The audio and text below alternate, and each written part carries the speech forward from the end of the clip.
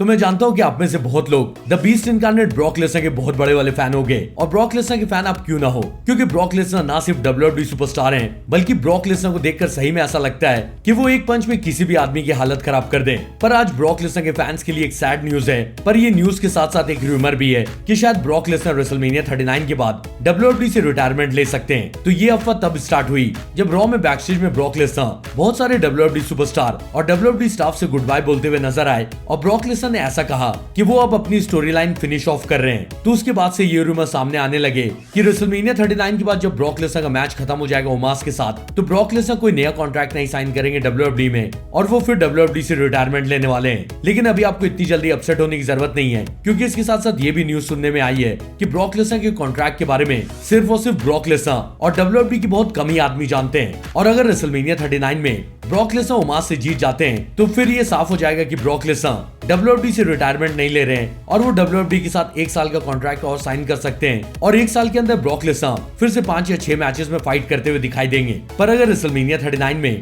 Brock Lesnar बिना किसी cheating के ओमास से क्लीन हार गए, तब आप लोग ये समझ जाइएगा कि ब्रॉक WWE के साथ दूसरा कॉन्ट्रैक्ट साइन नहीं कर रहे और वो शायद रिटायर भी हो सकते हैं रेसलमेनिया 39 के बाद। लेकिन मैं फिर भी उम्मीद करता हूँ कि रेसलमेनिया 39 के बाद भी ब्रॉक लेसनर WWE में आते रहें। तो ये तो हो गई एक सैड न्यूज, लेकिन इसके साथ साथ एक अच्छी खबर भी है कि द वाइपर रैंडी ऑर्टन, जिनके रिटर्न आने के चांसेस बहुत कम ही लग रहे थे इंजरी की वजह से, उनके बारे में अब रूमर आ रही है कि ऑर्टन अब रिकवर हो चुके हैं और वो शायद रेसलमेनिया 39 के दिन या फिर रेसलमेनिया के बाद वाले रॉ या स्मैकडाउन में रिटर्न आ सकते हैं। तो ऑर्टन के फैंस उनका बहुत टाइम से इंतजार कर रहे थे और जब से ये न्यूज सामने आई थी कि शायद ऑर्टन इंजरी की वजह से WWE में उनका कमबैक नहीं कर पाए, तो बहुत सारे ऑर्टन के फैंस नाखुश थे। लेकिन इस न्यूज के बाद रैंडी ऑर्टन के फैंस खुश हो सकते हैं, क्योंकि अब जल्दी रैंडी ऑर्टन का रिटर्न WWE फैंस को देखने मिलेगा। तो the tribal chief Roman Reigns, जिन्होंने अभी हाल में बहुत सारे रिकॉर्ड ब्रेक किए हैं और बहुत सारे न्यू रिकॉर्ड भी बनाए हैं, वो रेसलमेनिया 39 में एक नया रिकॉर्ड बनाने जा रहे हैं। तो इस साल जब रेसलमेनिया में कॉडी रोड से रोमन रेंस उनका टाइटल डिफेंड करेंगे, तो ये WWE के इतिहास में पहली बार होगा